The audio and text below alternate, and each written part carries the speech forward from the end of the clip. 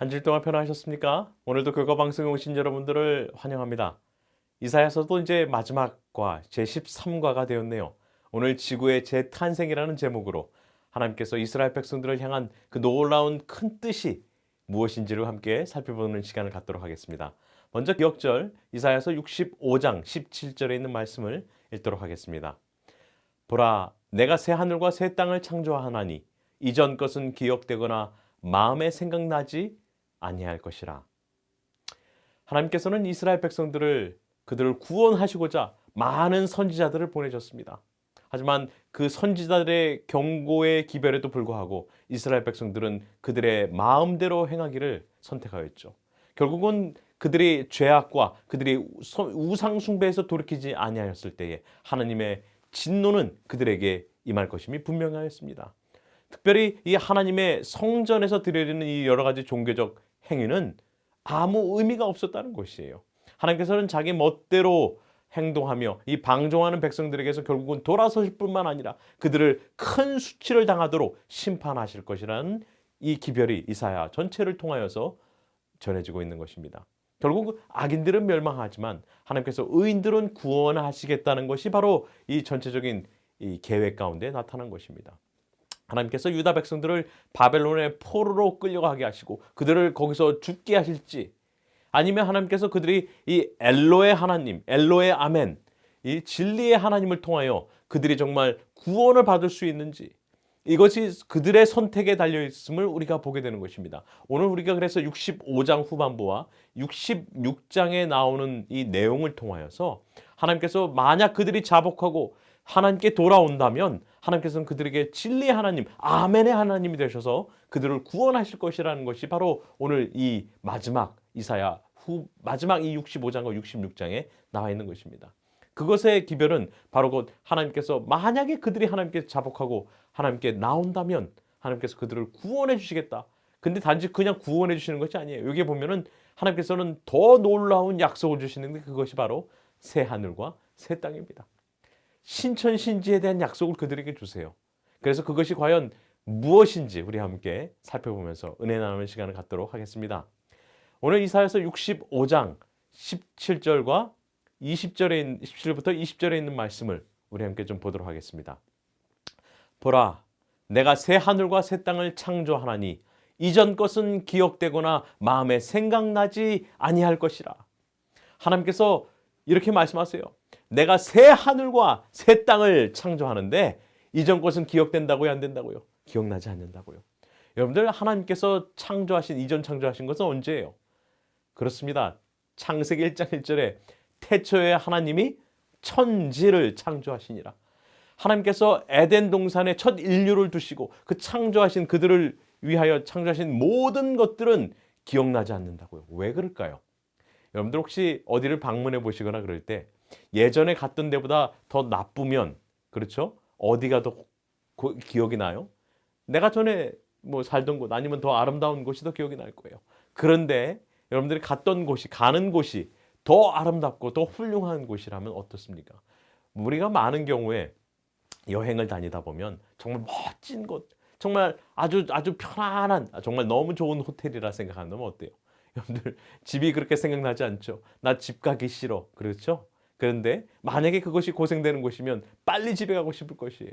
여러분들, 여기서 생각나지 않는다는 것은 우리가 이 첫 인류가 맞이했던 그 에덴의 아름다움과 그 모든 것은 하나님께서 새롭게 창조하실 그 아름다운 새 하늘과 새 땅에 비교하여 견줄 수 없기 때문에 생각나지, 기억나지도 않는다고 말씀하시는 것입니다. 사실 하나님께서 여기에 보면 계속 이 창조에 대한 것을 말씀하십니다. 여기 보세요.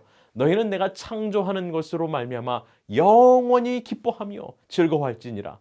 보라, 내가 예루살렘을 즐거운 성으로 창조하며 그 백성을 기쁨으로 삼고 내가 예루살렘을 즐거워하며 나의 백성을 기뻐하리니 우는 소리와 부르짖는 소리가 그 가운데서 다시는 들리지 아니할 것이며. 자, 여러분들, 이 에덴 동산에 우리 첫 인류를 두었다고 했잖아요. 이 에덴의 뜻이 무엇인지 아십니까? 사실 이 에덴이라는 이 뜻은요, 기쁨이라는 뜻입니다. 그러니까 에덴 동산은 뭐예요? 기쁨의 동산이에요. 그래서 이것을 우리가 한국말로 번역할 때 뭐라고 표현했냐면은 이것을 갖다가 낙원, 즐거울 낙자에다가 동산 원자를 써가지고 낙원이라고 했습니다. 즐거운 동산이에요. 그러니까 하나님께서 이 에덴의 우리 동산에 첫 인류를 주실 때 그 의도는 뭐예요? 하나님께서 그들에게 기쁨과 즐거움을 주시기 위한 것이 하나님의 이 창조의 계획 가운데 있었다는 것입니다. 그런데 그것이 뭐 때문에 망가졌어요? 죄 때문에 망가졌어요. 그래서 그들이 에덴 동산에서 쫓겨나와서 수고하고, 그리고 이 땀을 흘리는 그런 여러 가지 이 죄의 저주를 겪지 않습니까? 그런데 하나님께서 다시 회복할 그 새 에덴은 어떻다고요? 여기 보니까 하나님께서 계속 창조하시며 그들을 기뻐하며 즐거워하게 하시고 그들을 즐거운 성으로 즐거운 예루살렘으로 인도하시겠다 말씀하세요. 여러분들 이것은 하나님께서 다시 한번 그 에덴의 회복보다 더 아름다운 회복이 있을 것을 말씀해 주고 있는 것입니다.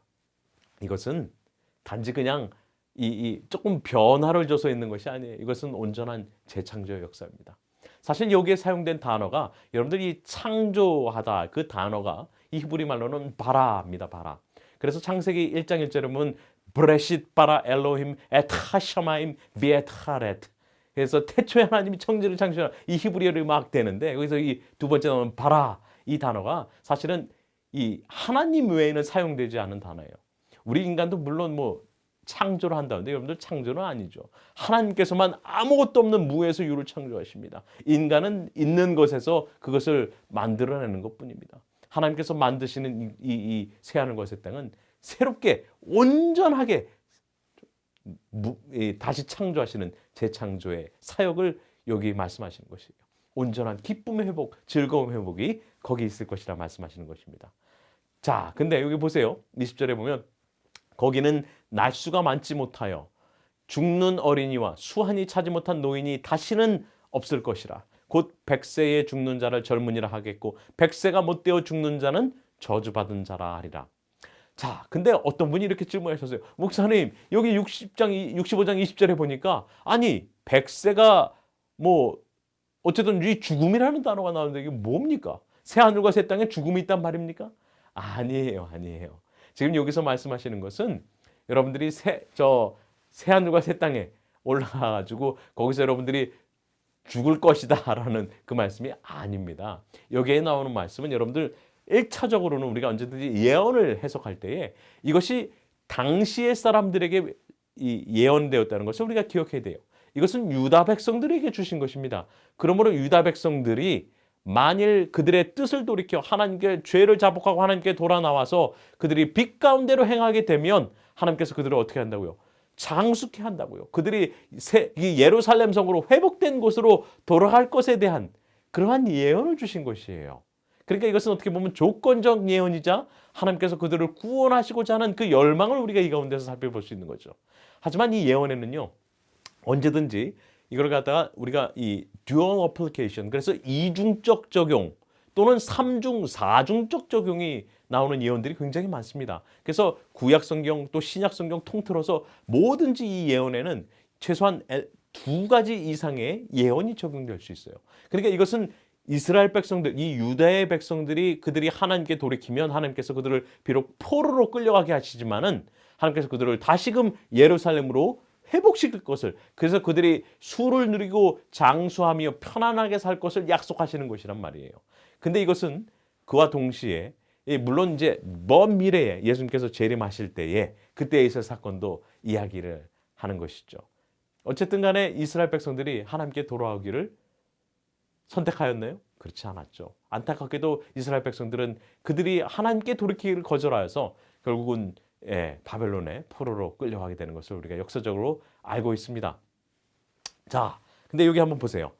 65장 21절부터 25절에 그들이 가옥을 건축하고 그 안에 살겠고 포도나무를 심고 열매를 먹을 것이며 그들이 건축한 데에 타인이 살지 아니할 것이며 그들이 심은 것을 타인이 먹지 아니하리니 이는 내 백성의 수한이 나무의 수한 같겠고 내가 택한 자가 그 손으로 일한 것을 같이 누릴 것이며 그들의 수고가 헛되지 않겠고 그들이 생산한 것이 재난을 당하지 아니하리니 그들은 여호와께 복된 자의 자손이요 그들의 후손도 그들과 같을 것임이라.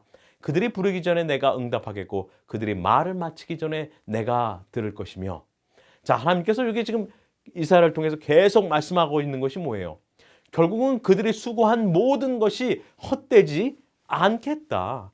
그들이 수고가 헛되이 돌아가지 않을 것이다 라고 말씀하십니다. 그들이 파종한 것을 그들이 먹고 그들이 포도밭에서 경작한 것을 그들이 먹을 것은 결국 그들이 침략을 받거나 그들이 재배한 것을 빼앗기거나 그러한 일들이 전혀 없는 안전하고 평화로운 세상이 올 것에 대하여 말씀해주고 있는 것이죠. 그러면서 뭐라 그래요? 물론 이것은 이제 이 이스라엘 역사적으로 온전하게 이루어진 일은 없죠. 그러면서 어떻게 됩니까? 결국은 이 후반부가 굉장히 중요하죠. 이리와 어린 양이 함께 먹을 것이며 사자가 소처럼 짚을 먹을 것이며 뱀은 흙을 양식으로 삼을 것이니 나의 성산에는 해함도 없겠고 상함도 없으리라 여호와께서 말씀하시니라. 하나님께서 뭐라고 말씀하세요? 이것은 새하늘과 새 땅에 대한 다시금 먼 미래적 역사 예언적 이 적용이라고 볼 수 있는데 그것은 어떻다고요? 이 하나님의 거룩한 산에는 이 육식동물과 초식동물이 함께 놀아요. 어린 양과 사자가 함께 뛰놀고 마치 이사야서 11장에 나오는 내용과 같죠. 이리와 양이 함께 누우며 사자가 풀을 먹을 것이든 그러한 내용과 똑같지 않습니까? 결국은 이것이 메시아를 통한 예언이 결국은 그들이 메시아를 받아들임으로 그들이 하나님께 죄를 자복하고 돌아올 때에 하나님께서 그들을 새 하늘과 새 땅으로 인도해 주시겠다는 그러한 약속이 여기에 들어있는 것입니다. 그것에선 다시는 약육강식의 원칙이 적용되지 않는, 여러분들 한번 생각해 보시기 바랍니다. 여러분들 사자를 만약에 여러분들이 말이 통해 가지고 사자에게 자 우리 좀 사자 좀 한번 와보세요. 자 쭉 앉혀놓고 여러분들이 아주 잘 준비한 이 채식 클래스를 한번 이 건강 채식 요리, 맛있는 건강 채식 요리, 콩으로 만든 고기, 여러분들 이것을 여러분들이 사자에게 가르친다 한번 생각해 봅시다. 사자가 얼마나 그것을 이해하며 또 얼마나 그것을 순종하여서 나 이제는 내 이 성인병 때문에 고기를 먹지 말아야겠구나. 내가 정말 내 피를 좀 더럽게 하기 때문에 내가 다른 동물들 잡아먹지 말아야지. 이렇게 생각할까요? 여러분들 이것은 불가능해요. 이것은 뭐냐면은 하나님께서 온전하게 하나님의 구원받을 백성들을 재창조하는 역사, 동물뿐만 아니라 사자의 본성이 바뀌지 않으면 그것은 절대로 불가능한 것처럼 우리 인간의 죄인의 본성이 바뀌지 않으면 하나님께 돌아오는 역사가 있을 수 없다는 것이에요. 그렇기 때문에 우리는 온전히 하나님께 우리의 마음을, 우리의 의지를, 우리의 모든 것을 다 내려놓아야 됩니다. 그러할 때에 하나님께서 우리의 마음을 하나님의 마음으로, 우리의 어그러진 이 형상을 하나님의 온전한 성품으로 형상으로 회복시켜 줄 것입니다. 근데 그것은 단지 그냥 변화가 아니에요. 뭐라고요? 그것은 트랜스포메이션이에요. 온전한 이 전적인 변화가, 이 삶의 개조가, 전적인 재창조의 역사가 우리의 삶에 있어야 된다는 것입니다. 그러할 때에 우리가 새 하늘과 새 땅을 들어가게 될 것이라는 말씀이에요. 여러분들, 그래서 부조와 선지자 62페이지에 이렇게 말씀합니다. 최후의 회복의 때에 에덴은 태초 때보다 더 영광스럽게 단장되어 회복될 것이다. 그때에 하나님의 계명을 지킨 자들이 생명나무 아래서 불사의 활력을 들이마실 것이다. 무궁한 세월을 통하여 무죄한 세계의 거민들은 그 즐거움의 동산에서, 이 즐거움의 동산이 뭐라고 했어요? 에덴이었죠. 에덴 동산에서, 새로운 에덴 동산이죠. 죄의 저주로 더럽혀지지 않은 하나님의 완전한 창조 사업의 표본을 바라볼 것이다. 여러분들 그 안에 가고 싶지 않습니까? 정말 여러분들 이 세상에 지긋지긋하지 않으세요? 여러 가지 질병과 고통과 내 삶 가운데 있는 여러 가지 고뇌와 번민이 우리를 억누르지 않습니까? 오늘 그러한 어려움을 갚던 이스라엘 백성들에게 하나님께서 약속하셨던 그 약속이 오늘 우리에게도 동일합니다. 우리가 주님께 나온다면, 주님의 말씀을 순종한다면, 주님의 말씀을 즐겨이 듣고자 우리의 마음을 겸비하게 하고 주님께 나온다면 주님께서 우리를 놀라운 새하늘과 새 땅에 그 놀라운 기쁨의 회복의 날로 우리를 인도해 주시리라 저는 믿습니다. 여러분들 그 믿음 가운데 우리가 신앙생활을 하는 거 아니겠습니까? 그러한 믿음이 우리의 삶을 또 더욱 이 주님께 가까이 나가게 하는 것 아니겠습니까? 그래서 우리는 예수 그리스도께 나가야 돼요. 자, 그 말씀이 66장 1절부터 이제 계속 이 전체에 나와 있습니다. 먼저 이사야서 66장 1절부터 19절에 있는 말씀을 보겠습니다. 여호와께서 이와 같이 말씀하시되 하늘은 나의 보좌요 땅은 나의 발판이니 너희가 나를 위하여 무슨 집을 지으랴. 내가 안식할 처소가 어디랴. 나 여호와가 말하노라. 내 손이 이 모든 것을 지었으므로 그들이 생겼느니라. 하나님께서 뭐라고 그러세요? 여러분들 다윗이 어땠습니까? 다윗이 왕위에 오른 다음에 자기가 성전에 궁전에 이렇게 있다가 어땠어요? 야, 나는 이렇게 아름다운 궁전에 있는데 하나님의 장막은 아직 이 성막 가운데 있다니 그럴 수 없지. 내가 하나님을 위하여 성소를 짓겠다라고 결심하지 않습니까? 그리고 이제 물론 이제 솔로몬의 그의 아들에 의해서 짓게 되긴 하지만 여러분들 아무리 아름다운 솔로몬의 성전도 뭐라고 하세요? 여기 하나님께서 내가 어찌 그 가운데 내가 너희들가 만든 집에 어떻게 거하겠느냐? 하늘이 나의 보좌요 땅은 나의 발등상 이 발판이다라고 말씀하셨어요. 내가 어찌 나를 위하여 너희가 어찌하여 나를 위하여 집을 짓고 내가 거할 이 처소가 되겠냐라고 말씀하신 것입니다. 여러분들 하나님께서 어찌 우리가 만든 집에 들어오시고 어찌 인간의 손으로 만든 곳에 안식하시겠습니까? 불가능하죠. 여러분들 제게 딸들이 있습니다. 이 딸들이 이제 이 Father's Day 아버지의 날 이런 때 되면은 뭐 자기 나름대로 뭐 선물 뭐 카드를 막 준비를 해요. 몰래 쉬쉬거리면서 카드 아빠 그 막 열심히 그리고 아름답게 색칠하고 많은 시간과 노력을 다해서 자기들이 선물을 준비하고 그렇습니다. 그런데 여러분들 그 선물을 받아볼 때 제가 탁 보면은 어때요? 정말 기쁘고 행복하죠. 왜요? 그것이 여러분들 정말 이 값어치가 있기 때문에 그렇습니까? 그렇지 않아요. 여러분들 그들이 돈 주고 산 거 제가 둔 제 주머니에서 나간 돈이에요. 그들이 아무리 아름답게 그린다 할지라도 여러분들 조금 지나면 쓰레기에 지나지 않습니다. 마찬가지예요. 우리가 여러분들 온 우주를 하늘과 땅을 창조하신 그 가운데 모든 것을 창조하신 하나님께 우리가 무엇을 드린다 한들 하나님께서 그것을 기뻐하며 즐거워하시겠습니까? 여러분들 하나님께서 받으시는 것들은 그런 것들로 인하여 기뻐하고 즐거워하는 것이 아니에요. 마치 부모가 자녀에게 이 어린 자녀로부터 선물을 받을 때에 그들의 마음이 너무나 기특하고 예쁘기 때문에 그것으로 인하여 기쁨이 충족한 것이지 충만한 것이지 그들의 선물이 정말 이 값어치가 있기 때문에 그런 것은 아니죠. 그들이 뭐예요? 마음을 다하여 준 것이 바로 부모에게 감동을 주시지 우리가 온 마음과 뜻과 정성과 힘을 다하여 하나님께 드리는 것이 하나님께서 즐겨 받으시는 그러한 예배요 제사가 된다는 것을 여기에 설명해 주고 있는 것입니다. 그러니까 하나님께서 받으신 예배와 제사는 뭐예요? 그 다음에 이렇게 나와 있습니다. 뭐라 그래요? 무릇 마음이 가난하고 심령에 통회하며 내 말을 듣고 떠는 자 그 사람은 내가 돌보겠다 말씀하세요. 뭐라고요? 여러분들 하나님께서 너무나 명백하게 말씀하세요. 너희가 아무리 아름답게 정전을 주고 짓고 그것을 한다 할지라도 내가 기뻐하지 않아. 내가 어찌 그것에 거하겠냐? 온 하늘과 하늘이 나의 보좌 이 땅이 나의 발판인데 말이지. 어디에 거하신다고요? 심령이 가난한 자. 여러분 예수님께서 이 공생애를 시작하신 다음에 첫 설교가 뭐예요? 산상수훈 마태복음 5장 아닙니까? 뭐예요? 심령이 가난한 자는 복이 있나니 천국이 저기 것이며 애통하는 자는 복이 있나니 저희가 위로를 받을 것이며 온유한 자는 복이 있나니 저희가 땅을 유업으로 얻을 것이며 그렇죠? 하나님께서 이 예수 그리스도께서 하신 것도 구약 성경과 동일해요. 다르지가 않습니다. 뭐예요? 여러분들 이 심령이 가난한 건 무엇입니까? 우리가 정말 이 공허한 마음을 채울 수 없을 때 우리가 정말 주님께 이 겸비한 마음으로 주님 앞에 나올 때에 주님께서 우리의 마음을 채워주시는 거 아니에요.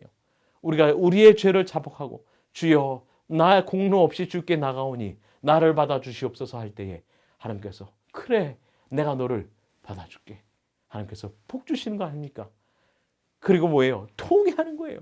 왜 통회해요? 이것은 여러분들 그냥 단지 여러분들이 슬픔 가운데 잠겨있기 때문에 통회하는 것이 아니에요. 이것은 죄에 대한 통회입니다. 내가 이렇게 멸망당하고 심판당하고 이러한 안타까운 상황을 겪게 된 것에 대한 바로 진정한 마음속에 우러난 진정한 회개의 기도 아니겠습니까? 진정한 반성과 통회가 아니겠습니까? 그때에 하나님께서 이 마음을 기뻐 받으신다고요. 여러분들 이것이 세리의 기도 아닙니까? 바리새인은 내가 탁 나와가지고 예수님께서 어떻게 하셨어요? 뭐라고 말씀하십니까? 내가 뭐 11조를 드렸고 내가 뭐 금식을 하였고 내가 뭘 하였습니다. 하나님, 나는 이렇게 의로운 사람입니다. 그 기도가 응답됐나요? 아니에요. 여러분들, 오히려 죄는 졌지만 그가 정말 죄인임을 자각하고 하나님 앞에 부끄러워 얼굴을 들지 못하고 저 성전 구석에 들어가서 가슴을 치며 뭐라 그럽니까? 주여, 나는 죄인이로소이다. 나를 불쌍히 여기소서 했을 때 하나님께서 그의 기도가 응답받았다고 말씀하시지 않으셨어요? 여러분들, 그것이에요. 우리가 하나님께 나갈 때에 여러분들 뭐 어찌 은근 보화를 가지고 나간다 하나님께서 그것을 즐겨 받으시겠습니까? 우리가 정말 주님께 나올 때에 우리가 회개하는 마음과 죄를 자복하는 마음으로 나올 때 하나님께서 우리를 기뻐 받으시지 않겠습니까? 그것이 바로 이사야를 통하여서 우리에게 말씀해 주시는 진정한 구원과 회복이 거기에 있다 말씀하시는 것입니다. 그렇지 않으면 어때요? 여러분들, 모든 것이 헛것이에요. 볼까요? 여기 보세요. 소를 잡아 드리는 것은 살인이요, 살인과 다름없고 어린 양으로 제사 드리는 것은 개의 목을 꺾습니다. 그거 다름없고 드리는 예물은 돼지의 피와 다름이 없고 분향하는 것은 우상을 찬송함과 다름이 없이 행하는 그들은 하나님의 말씀을 아무리 여러분들 종교적 행사를 하고 그런다 할지라도 그것은 뭐예요? 하나님께서 받으시는 것이 아니에요. 하나님께서 우리 그것은 살인이요, 뭐라 그래요? 그것은 이 돼지의 피와 다름없고 우상을 찬송함과 다름이 없다라고 말씀하십니다. 왜냐? 그들이 어떻게 했기 때문에. 여기 뭐라 그래요? 그들은 자기의 길을 택하며 그들의 마음은 가증한 것을 기뻐한즉 이는 내가 불러도 대답하는 자가 없으며 내가 말하여도 그들이 듣지 아니하고 오직 나의 목전에서 악을 행하며 내가 기뻐하지 아니하는 것을 택하였음이니라. 그들이 아무리 모든 이 하나님께 이 종교적 행위를 한다 할지라도 하나님께서는 그들의 기도를 받으실 수 없고 그들의 예배를 받으실 수 없는 것은 뭐예요? 그들의 마음이 교만하기 때문에 그래요. 그들의 마음이 교만하여 하나님께 이 겸비하게 회개하러 나오지 않았기 때문에 그래요. 그들의 마음이 정말 거만하기 때문에 그들의 죄를 자복하지 않고 그들이 이렇게 악의 길을 계속 가기 때문에 그러한 것입니다. 여러분들, 그러면 어떻게 될까요? 자, 근데 이 이사야서 66장 후반부에 그들을 향한 하나님의 놀라운 계획이 이 가운데 포함되어 있습니다. 한번 볼까요? 66장 18절 19절에 이렇게 말씀합니다. 내가 그들의 행위와 사상을 아노라. 때가 이르면 뭇 나라와 언어가 다른 민족들을 모으리니 그들이 와서 나의 영광을 볼 것이며 내가 그들 가운데서 징조를 세워서 그들 가운데에서 도피한 자를 여러 나라 곧 다시스와 뿔과 활을 당기는 룩과 및 두발과 야완과 또 나의 명성을 듣지도 못하고 나의 영광을 보지도 못한 먼 섬들로 보내리니 그들이 나의 영광을 뭇 나라에 전파하리라. 하나님께서 이 남은 자들을 통하여서 놀라운 일을 계획하시는 건데, 근데 그 내용이 바로 여기 있습니다. 하나님께서 때가 이르면, 때가 되면이에요. 여러분들, 우리의 때가 아닙니다. 이건 누구의 때예요? 하나님의 때입니다. 여러분들, 기도의 응답을 받고 이 모든 하나님의 계획이 이루어지는 것은 우리의 플랜이 아니에요. 하나님의 뜻과 하나님의 계획 가운데 이루어져야 될 줄 믿습니다. 자, 근데 여기 보니까 때가 이르면 뭐예요? 뭇 나라와 언어가 다른 민족들을 모은다고요. 누구를 통하여서요? 여러분들, 구원은 우리가 유대인들로부터 시작되었습니다. 그들로부터 시작됐어요. 그들이 이제는 어떻게 합니까? 그들이 복음을 전파해요. 그들이 하나님의 영광을 볼 수 있게끔 또 그들이 징조를 세워서 결국은 모든 나라의 사람들을 주께로 오는 하나님의 영광 가운데로 이끄는 일들이 있겠다고 약속하세요. 예언하십니다. 이것이 언제 일어났습니까? 여러분들, 이것이 사도행전의 이야기 아니에요? 하나님께서 유대인들을 택하셨고 유대인들을 정말 하나님의 백성으로 세우셨지만 그들을 통하여 복음이 어떻게 하셨어요? 여러분들, 예수님께서 재림하실 때 이 말씀이 어디까지 전해져야 돼요? 그렇죠?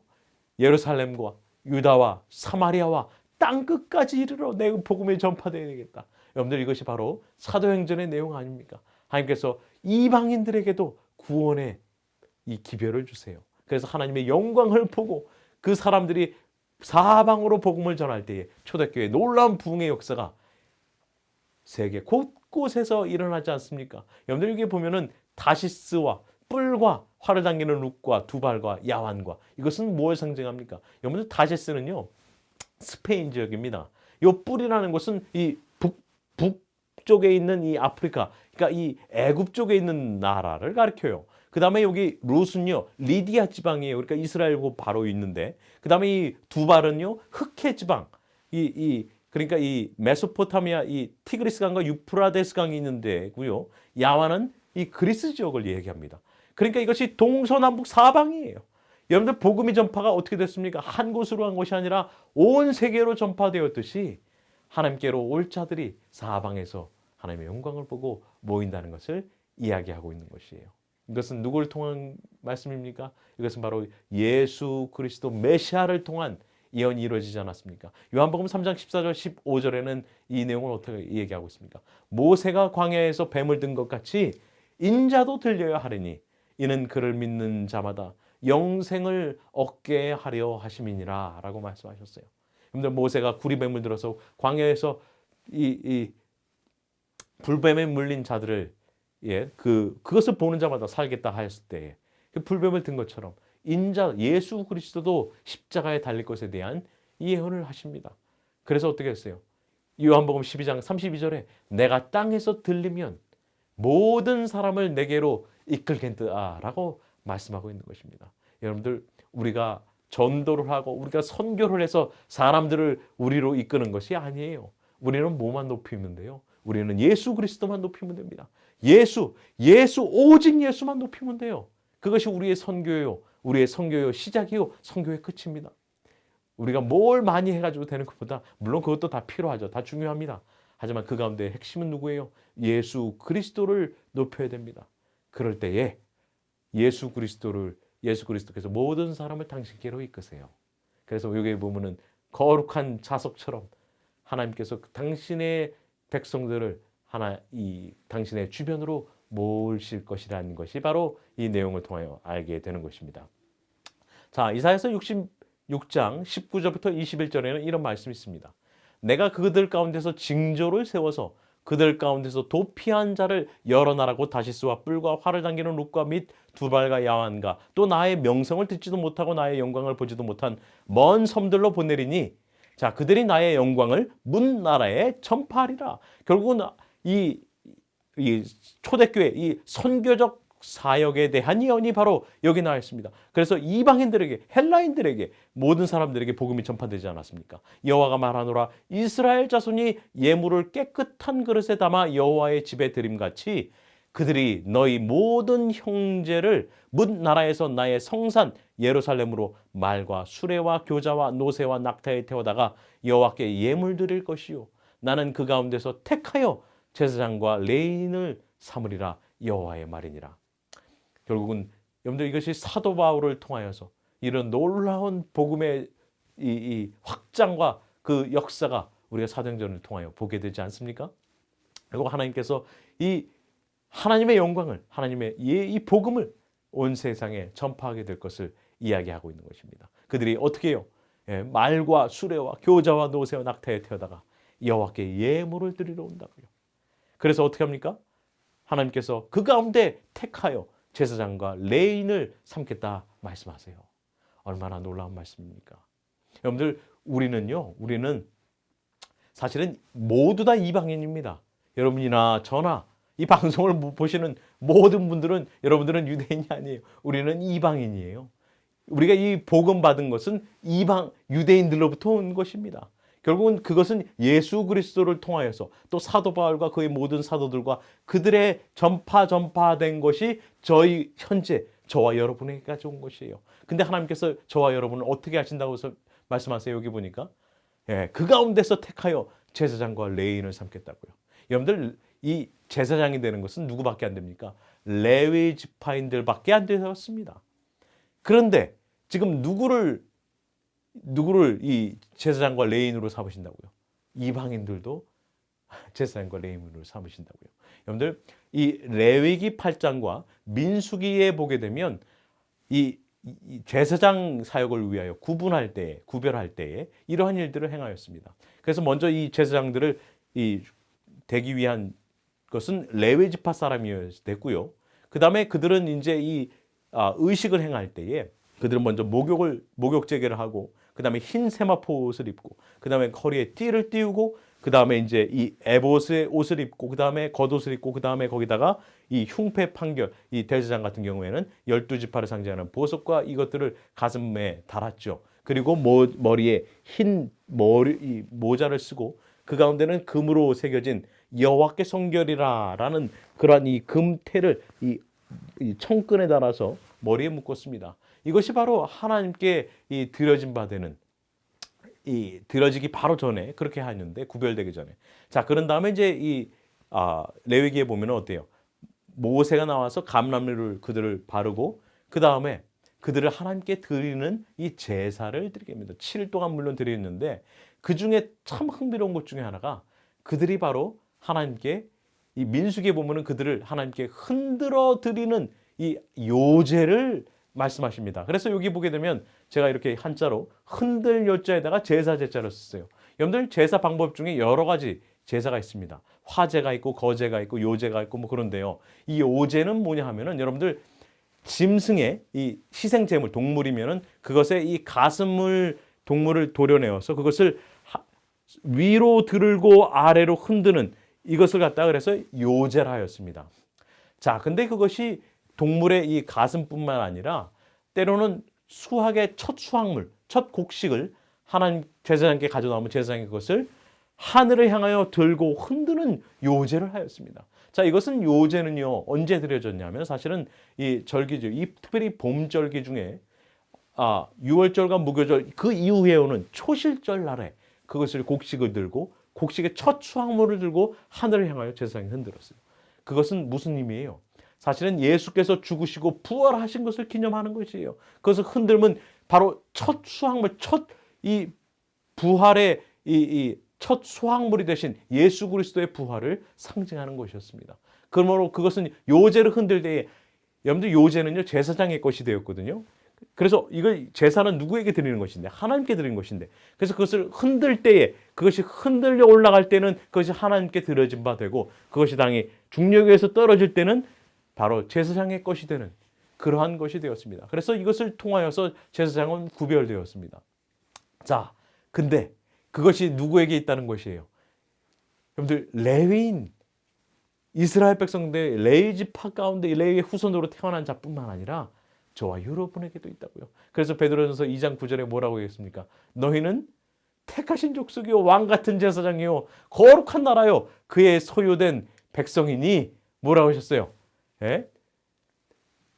니는 너희를 어두운 데서 불러내어 그의 기이한 빛에 들어가게 하신 이의 아름다운 덕을 선포하려 하심이라라고 말씀하고 있지 않습니까? 결국은 여러분들이 이제는 하나님을 믿고 예수 그리스도 안을 예수 그리스도를 개인의 구주로 받아들이면 여러분들은 왕 같은 제사장이 되겠다 말씀하세요. 여러분들 그것에 대한 내용이 사실은 출애굽기에 있습니다. 출애굽기 19장 5절과 6절을 보면 이렇게 말씀하세요. 세계가 다 내게 속하였나니 너희가 내 말을 잘 듣고 내 언약을 지키면 너희는 모든 민족 중에서 내 소유가 되겠고 너희가 내게 대하여 제사장 나라가 되며 거룩한 백성이 되리라. 너는 이 말을 이스라엘 자손에게 전할지니라. 하나님께서 모세를 통하여서 그들에게 십계명의 언약을 십계명을 주셔서 그들로 언약의 백성 맺으시기 전에 하나님께서 뭐라 하세요? 너희가 내 말을 잘 듣고 내 언약을 지키면 너희는 내 거야. 내 소유가 될 거야. 그뿐만 아니라 뭐예요? 너희는 제사장 나라가 되겠다. 여러분들 이 레위 지파는 이스라엘 백성들을 위하여 봉사하는 제사장직을 행하였지만 온 이스라엘 백성들이 하나님께 하나님의 말씀을 듣고 순종하고 언약을 지키고 그렇게 하면 그들이 뭐가 되겠다고요? 그들이 제사장 나라가 되겠다고요. 모든 온 세계 사람들을 위하여서 봉사하는 그들을 하나님께로 인도하는 그러한 제사장 나라가 되겠다라고 말씀하신 것입니다. 이것이 여러분들 바울이 갈라디아 3장 28절 29절에 보면 이것에 대해 이렇게 기록하겠습니다. 유대인이나 헬라인이나 다 그리스도 예수 안에서 하나이니라. 너희가 그리스도께 속한 자면 곧 아브라함의 자손이요 약속대로 유업을 이을 자니라. 그 아브라함에게 주었던 약속이 이제는 누구에게 있다는 것이에요? 유대인이나 헬라인이나 구원에는 차별이 없다는 것이죠. 그리스도께 속하면 그러므로 오늘 우리가 어디에 속해야 돼요? 그리스도께 속해야 됩니다. 그것이 뭐예요? 그것이 징표예요. 아까 전에 이사야 66장에 얘기한 그것이 여러분들과 저를 구원의 표로 인도하는 하나님의 징표 아니겠습니까? 그것이 이 표식, 그런 인증 아니겠습니까? 그러할 때에 이 아름다운 하나님의 이 신앙 공동체 안에 구원의 역사가 있게 될 것을 우리에게 말씀해 주시고 있다는 것이죠. 여러분들 그것이 우리의 삶 가운데 일어나길 바랍니다. 그러면서 이사야 66장 22절부터 24절에 이렇게 말씀합니다. 내가 지을 새 하늘과 새 땅이 내 앞에 항상 있는 것 같이 너희 자손과 너희 이름이 항상 있으리라. 여호와의 말이니라. 여호와가 말하노라. 매월 초하루와 매 안식일에 모든 혈육이 내 앞에 나와 예배하리라. 그들이 나가서 내게 패역한 자들의 시체들을 볼 것이라. 그 벌레가 죽지 아니하며 그 불이 꺼지지 아니하여 모든 혈육에게 가증함이 되니라. 하나님께서 다시 한번 말씀하세요. 내가 지을 이 새 하늘과 새 땅이 내 앞에 항상 있는 것처럼 너희 자손과 너희 이름이 항상 있겠다고 말씀하십니다. 하나님께서 여러분의 이름을, 여러분 우리의 이 그리스도의 백성된 후손의 이름을 까먹지 않고 잊지 않으신다고요. 그들을 구원하시기 위하여 하나님께서 늘 그들의 이름을 기억하고 있다는 것이죠. 그러면서 뭐라고 얘기해요? 매월 초하루 그리고 매 안식일에 모든 혈육이 우리 하나님 앞에 나와 경배하겠다 말씀합니다. 여러분들 우리가 하늘에 가면 하나님 앞에 나가서 우리가 늘 그분의 임재 가운데 하는 것이 하나님께 드리는 예배 아니겠습니까? 우리의 온 마음을 드리는 것, 그것이 하나님께서 기뻐 받으시는 제사 아니겠습니까? 그러할 때에 우리의 삶 가운데, 아니 먼 미래에도 하나님의 아름다운 새 하늘과 새 땅에 대한 약속이 우리의 삶 가운데 있을 줄 믿습니다. 그것이 오늘 우리의 삶 가운데 있기를 간절히 바랍니다. 그러면서 계시록 21장 1절부터 4절에 그 내용이 이렇게 말씀하고 있어요. 또 내가 새 하늘과 새 땅을 보니 처음 하늘과 처음 땅이 없어졌고 바다도 다시 있지 않더라. 또 내가 보매 거룩한 성이 새 예루살렘이 하늘께로부터 하늘에서 내려오니 그 준비한 것이 신부가 남편을 위하여 단장한 것 같더라. 내가 들으니 보좌에서 큰 음성이 나서 이르되 보라 하나님의 장막이 사람들과 함께 있으니 하나님이 그들과 함께 계시리니 그들은 하나님의 백성되고 하나님은 친히 그들과 함께 계셔서 모든 눈물을 그 눈에서 닦아주시니 다시는 사망이 없고 애통하는 것이나 곡하는 것이나 아픈 것이 다시 있지 아니하리니 처음 것들이 다 지나갔음이라. 여러분들 그 새 하늘과 새 땅 가기 원하지 않으십니까? 정말 주님께서 그 약속하신 그 놀라운 땅에 한 분도 빠짐없이 모두 다 그 축복의 땅으로 들어가게 되를 간절히 바랍니다. 그러한 삶이 오늘 내 삶 가운데 시작돼야 돼요. 그 천국은 이미 예수 그리스도를 받음으로 그 가운데 내 삶 가운데 시작될 때에 우리가 머지않은 미래에 주님께서 준비한 그 새 하늘과 새 땅에 들어갈 줄 믿습니다. 한 분도 빠짐없이 그 아름다운 기쁨의 동산에 참여하는 그러한 놀라운 축복의 역사 있기를 바라면서 교과를 마치도록 하겠습니다. 기도하겠습니다. 하나님 아버지 감사합니다. 오늘 우리에게 구원을 베풀어 주신 그 하나님의 놀라운 사랑을 인하여 감사합니다. 주님께 우리가 온전히 산제사 되기 원합니다. 주님 우리를 받아주시고 주님께서 우리를 구원의 길로 또 축복의 길로 인도하실 때에 그 놀라운 기쁨과 즐거움이 우리의 삶 가운데 충만케 하여 주시고 회복하는 역사 있게 하여 주셨기를 예수님의 이름으로 기도합니다. 아멘. 감사합니다. 즐거운 토요 시간 되길 바랍니다.